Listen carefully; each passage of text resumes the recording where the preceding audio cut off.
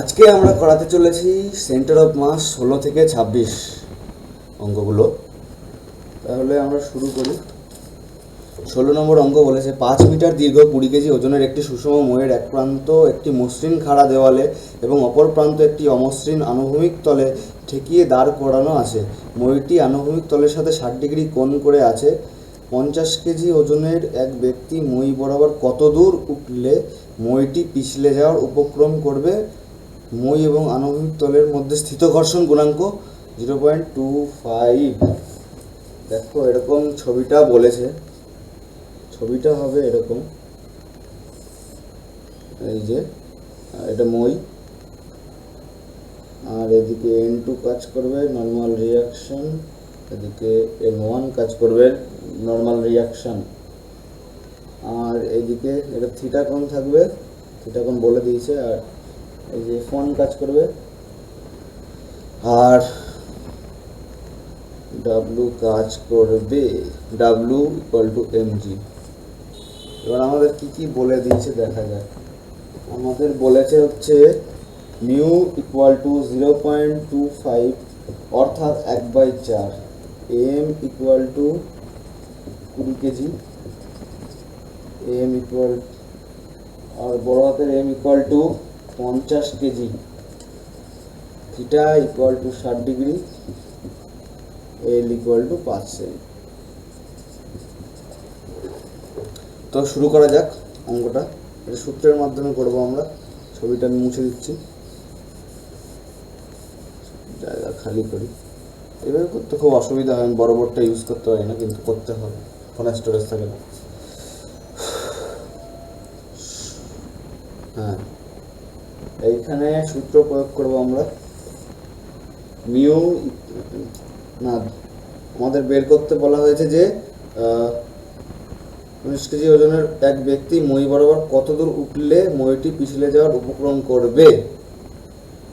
ধরি x metre উঠলে করবে, তাহলে সূত্র হচ্ছে x = মিউ m, m হচ্ছে মানুষের ওজন আর ছোট হাতের m হচ্ছে মইয়ের ওজন, L sin theta minus m L/2 cos theta by m cos theta equal to 1/4 into 70 into 5 into √3/2 minus 20 into 5/2 into half by 50 into half। তাহলে আমি এটা ক্যালকুলেটরে বসে করে দেখছি, টাইম দেওয়া হবে।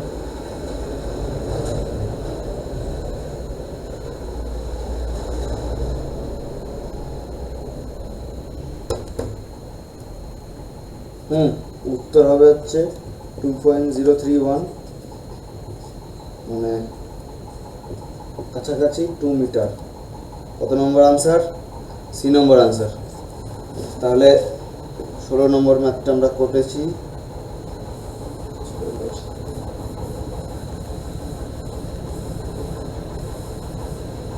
এবার আমরা চলে যাব 17 নম্বর ম্যাথে।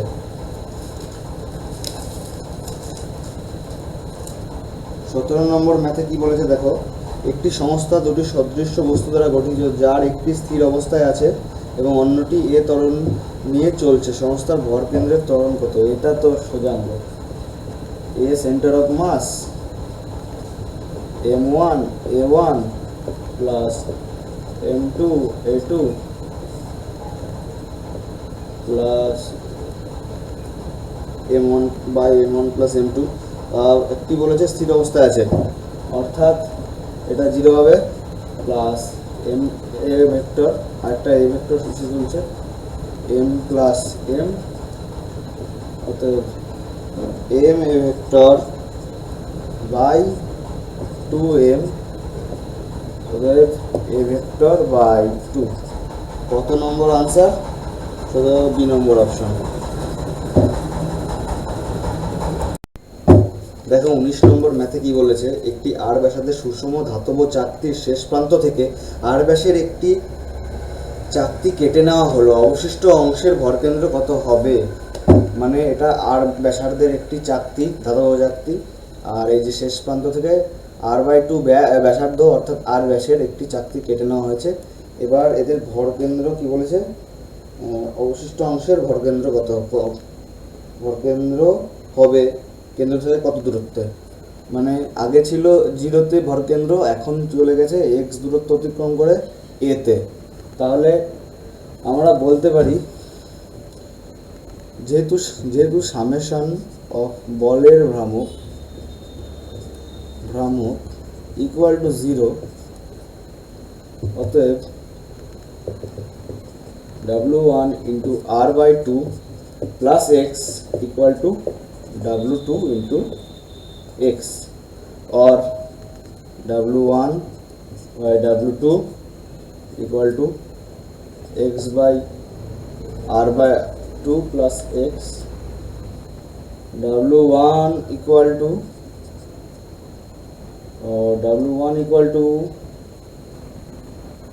এখানে বলে দিয়েছি নীতি,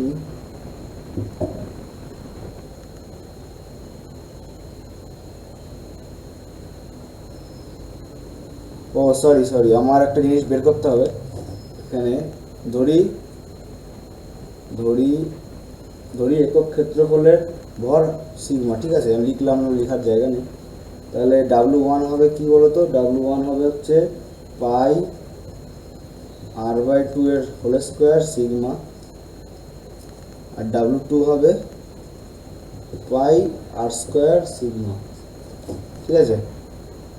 W1 পাই r/2 এর হোল স্কোয়ার সিগমা, আর W2 pi r² by sigma. তাহলে W1 W2 এর মান বসিয়ে দেখবা যে 2² 1/4/1 আসবে, কারণ কেটে যাবে।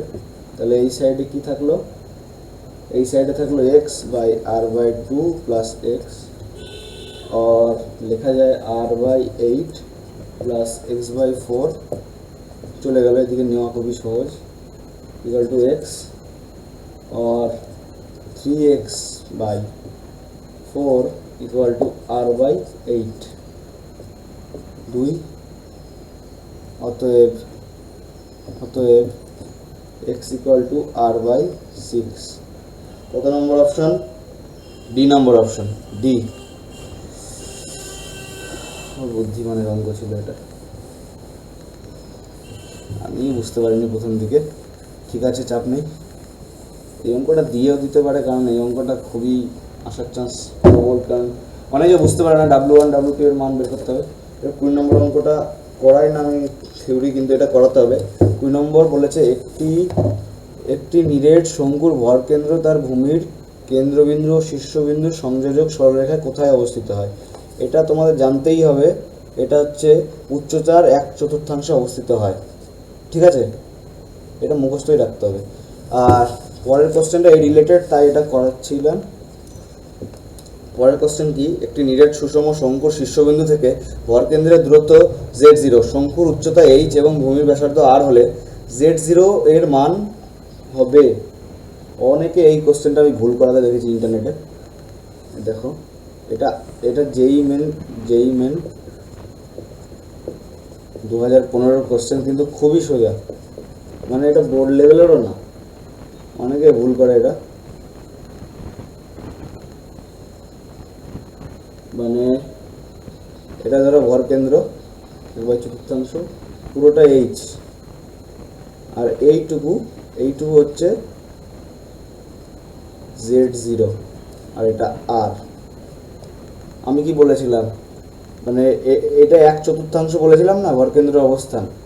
অনেকে এটা করে দেয়, উত্তর করে দেয় হচ্ছে এটা, কোথায় গেল, অপশনেই দেখাচ্ছে না, সেটা h/4 করে দেয়, ঠিক আছে, কিন্তু এটা হবে না, হবে হচ্ছে এই z0 ইকুয়াল টু h পুরোটা মাইনাস h/4, এই যে 1/4, মানে এইটার মান 3h/4 কত হলো, 3h/4, বি নম্বর অপশন।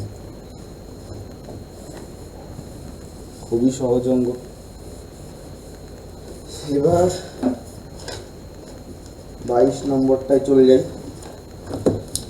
22 নম্বরে কি বলেছে? 22 নম্বরে বলেছে হচ্ছে একটি ঘরের ছাদ থেকে এম এবং 3m ভরের দুটি বস্তু একটি তারের দুই প্রান্তে বেঁধে একটি পুলির সাহায্যে, পুলি মানে কপিকলের সাহায্যে ঝোলানো আছে। তার ও পুলির ভর নগণ্য ধরে নাও। পুলি সহ বস্তু দুটিকে ছেড়ে দিলে সংস্থাটির ভরকেন্দ্রের ত্বরণ হবে। বলেছে হচ্ছে এই পুলির অঙ্কগুলো আমার সেরা লাগে। এই যে এটাতে m, এটাতে 3m, তাহলে এইদিকে টি কাজ করে, এদিকেও সেম টি কাজ করবে, কারণ সূত্র একই।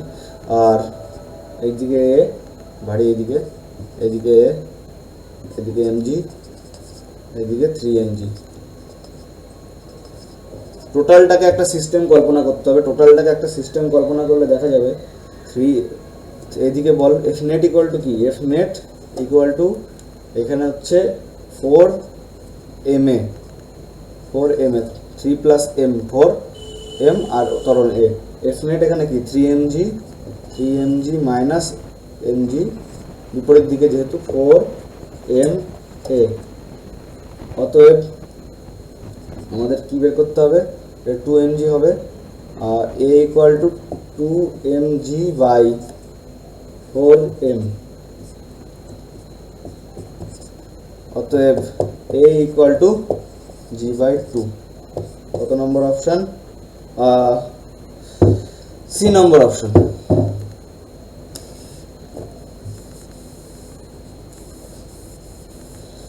দুলের বাজনা বাজা, কে মালিক কে সে রাজা, কে দেয় সাজা। বাদলের বাজনা বাজা, কে মালিক কে সে রাজা, কে দেয় সাজা। 23 নম্বর অঙ্ক কি বলেছে?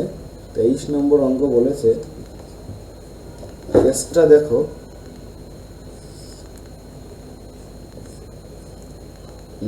ছবিটা আমি এঁকে নিচ্ছি, ঠিক আছে, তারপর বক করছি। 8mg, নিউ বলেছে 0.5, গাছ। আর যেহেতু এ এইদিকে যাবে, তাহলে এ এখানে ঘর্ষণ বল মানে কাজ করবে এফ। তাহলে F equal to mu N, এইটা 2 এর সাপেক্ষে, ঠিক আছে, এন 2 এর সাপেক্ষে এন কত? যা নিচের দিকে ক্রিয়া করবে, যেহেতু এটা সাম্য অবস্থা আছে। 2m এর ফ্রি বডি ডায়াগ্রাম আঁকলে দেখবে 2m উপরে n, নিচে 2mg, তাহলে কত হবে? 0.5 into 2mg equal to mg।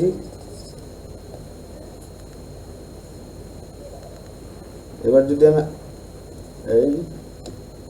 আমি 4m বস্তুটার ফ্রি বডি ডায়াগ্রাম আঁকি, 4m, এই দিকে 8mg আর এই দিকে mg, এই যে এফটা, এফ এর মান বের করলাম কেবলই, mg। তাহলে ফ্রি বডি ডায়াগ্রাম কি হবে? যে এইদিকে ত্বরণ 8mg minus mg equal to 4m a1 और 7mg equal to 4m a1 और a1 इक्वल टू 7/4g। আর এখান থেকে আমরা বের করব f ইকুয়াল টু mg থেকে আমরা বের করব f equal to mg, f equal to 2, না mg ইকুয়াল টু 2ma2। তাহলে mm কেটে গেল, আর a2 কত হলো? a2 হলো g/2। তাহলে আমরা a1 পেলাম আর a2 পেলাম। এটা দিয়ে আমরা কাজ করব।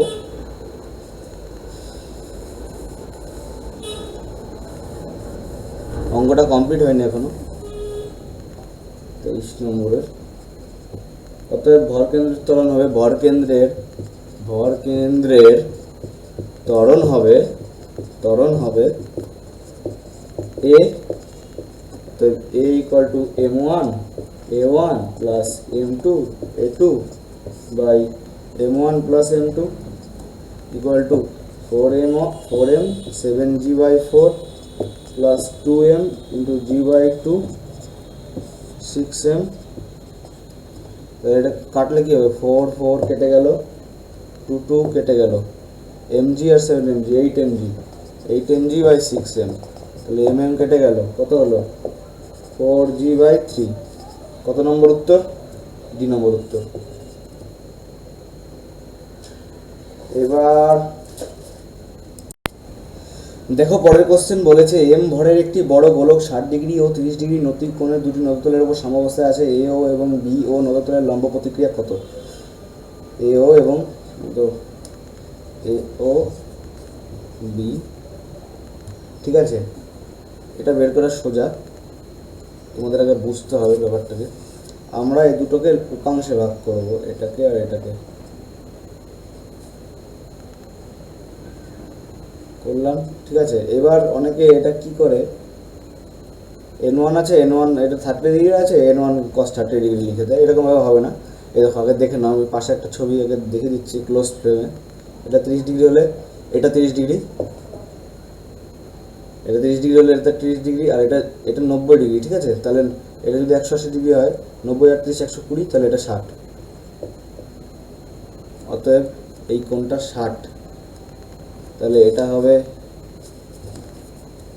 এইটা হবে n1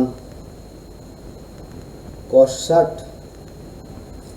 এটা হচ্ছে n1 sin 60, এটা হবে n2 cos 30, কারণ এটা 60 আছে ওই একই সিস্টেমে, এটা n2 sin 30। তারপর আমরা এবার বলের লম্ব উপাংশকে বলের আনুভূমিক উপাংশ কম্পেয়ার করব। বলের আনুভূমিক উপাংশ উপাংশ কম্পেয়ার করে পাই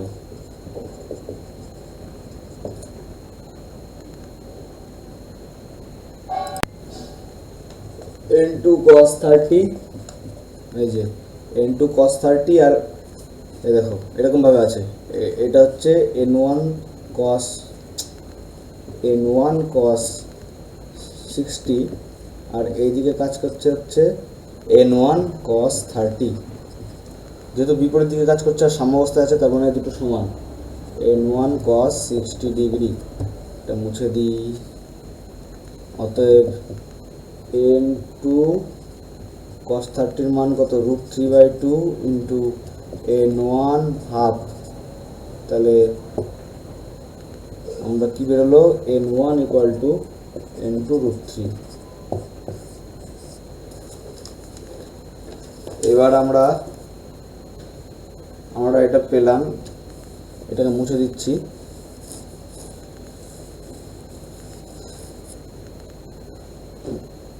এবার উল্লম্ব উপাংশ কম্পেয়ার করে পাই। উল্লম্ব লিখে নেবা,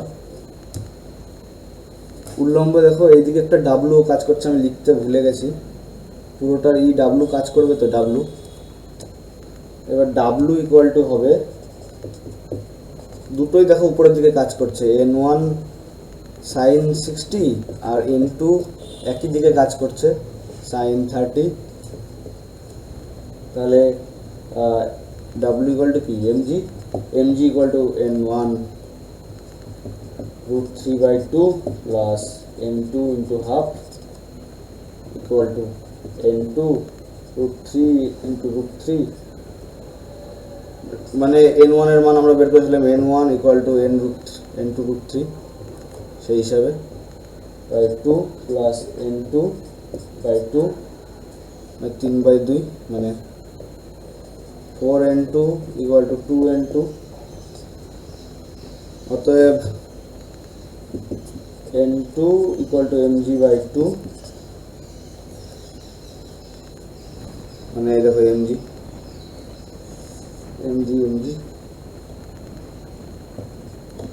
তাহলে n1 ইকুয়াল টু √3 mg/2, দুটোই বেরিয়ে গেছে। কোন উত্তরটা চেয়েছে? বি নম্বর অপশন হবে উত্তর। আর দুটো অঙ্ক আছে, দুটো এটা বড় হয়ে যাচ্ছে, যেগুলো বোঝার তো তাড়াহুড়ো করা যাবে না।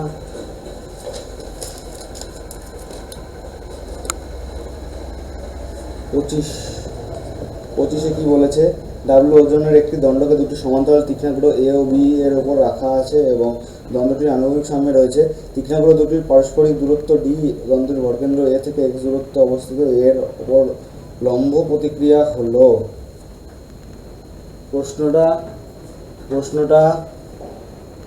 প্রশ্নটা হচ্ছে এরকম,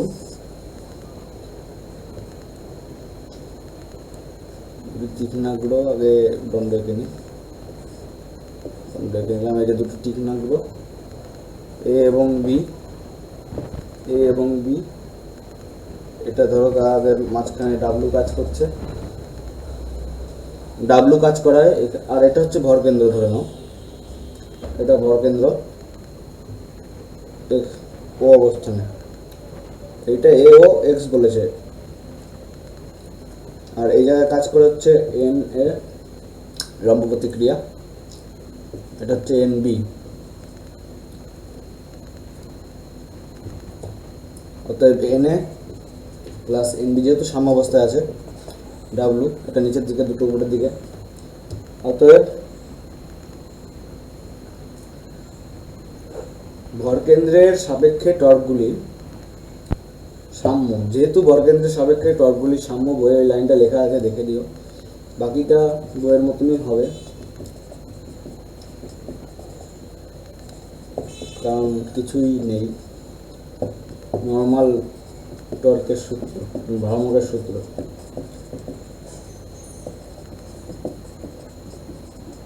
এই জায়গাটায় অনেকে বুঝতে পারে না, তাই বুঝিয়ে দিচ্ছি। N B X by D minus X equal to N B হয়, তাহলে হচ্ছে এই জায়গায় চলে আসো আবার, এই লাইনটায়, এটাকে যদি আই ধরো, এই লাইনটায় চলে আসলে এন এর মান বসিয়ে দাও, N A plus N B equal to W, তাহলে এন এর মান বসিয়ে দিলে কী হবে, ও এন বির মান বসিয়ে দাও, সরি এন বির মান বসিয়ে দাও, N A X D minus X equal to W, এটা হিসাব করলে পাবে N A equal to W D minus X by D. কত নম্বর আনসার? সি নম্বর।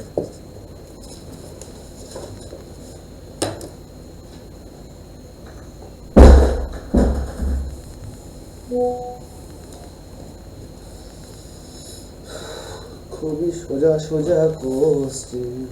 সাতটা আমি তোমাদের করাতে পারি, কিন্তু সাতটা করালে কি হবে, আমার ভিউ উঠবে না, এমনি ওঠে না, নতুন শুরু করেছি, তাহলে সাতটা পরে করাবো যদি শেষ হয়ে যায় ছায়া। পরের অঙ্কটা